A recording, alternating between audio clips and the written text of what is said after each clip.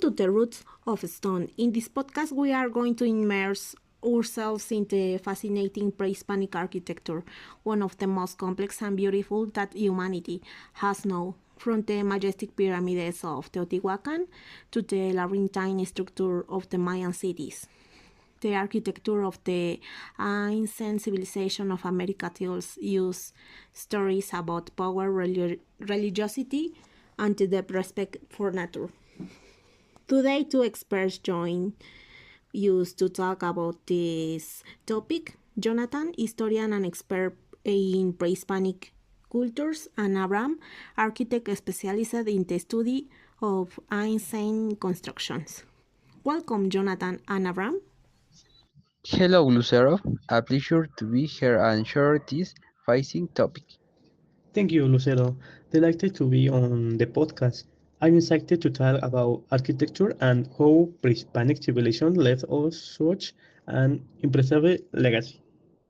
To begin, Jonathan, can you tell us little about the historical foundation of pre-Hispanic architecture? How did it begin to develop into what elements were key in the first constructions? Sure, Lucero. Pre-Hispanic architecture is the result of centuries of cultural evolutions. From the first village of nomadic people, the large cities, and religious complex, the building reflect the worldview and needs of each civilization in the earliest cultures such as the Olmecs, we see primitive use of materials such as stones and clay.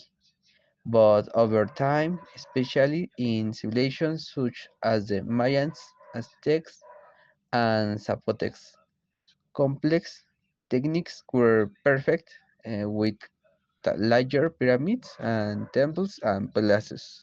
Interesting. Abraham, how did the relationship with nature influence the design of these constructions? The relationship with nature was essential. For example, in Mesoamerican cultures, buildings not only had a functional purpose, but were loaded with symbolism. The orientation of the structures was often aligned with the movements of the sun, stars, and natural cycles. The pyramids, such as those of Teotihuacan or those of Chichen Itza, have precise astronomical agreements. Additionally, materials such as adobe, limestone, and basalt were not only used for their availability, but also for their spiritual meanings. Oh, fascinating. Now, I would like you to explore how the different regions of America and South America contributed their own style to pre-Hispanic architecture. Jonathan, can you tell us to use about how architecture varied in different cultures? With pleasure, one of the most surprising characteristics of Hispanic architecture is its diversity.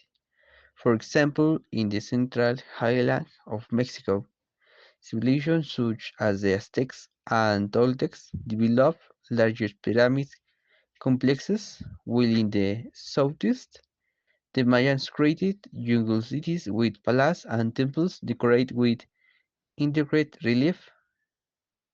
In the Andes, civilizations like the Incas built with a unique techniques called sillar or mortal sounding, which allow the erect earthquake-resistant structures.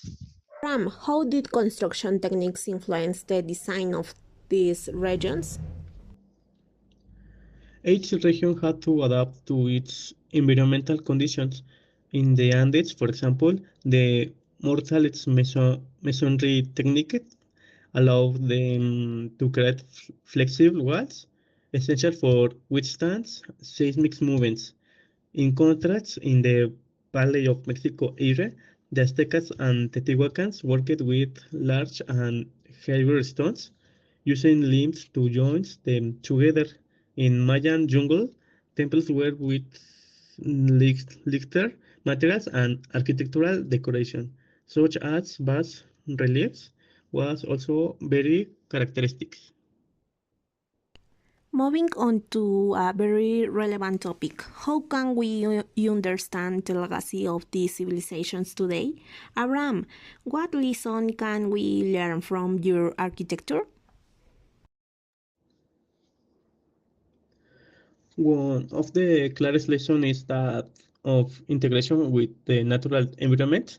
Pre-Hispanic civilization were very careful in how they use local resources, and many of the buildings were made to withstand natural phenomena such as earthquakes, heavy rains, and the passage of time. Furthermore, sustainability principles were a fundamental part of its designs. The cultural legacy in Mensos, the pyramids, temples, and pre-Hispanic cities continues to be symbols of the defeat of the fight for the conversions of hatred to the meaning of these cities are world heritage cities and continues to be a focus of study to understand how these civilizations lived. Definitely, pre-Hispanic architecture continues to be a source of admiration and learning. Well, we're coming to the end of this episode. Jonathan, Abraham, thanks you very much for sharing your knowledge with us. It was a pleasure to talk about this fascinating topic. Thanks to you, Lucero. It was a pleasure to be here. Nice to meet you, Lucero. I hope listeners enjoyed it as much as we did. And to all the listeners, thanks you very much for joining us this journey through the story of pre-Hispanic architecture. We'll hear from you in the next episode of Roof of Stone. See you soon.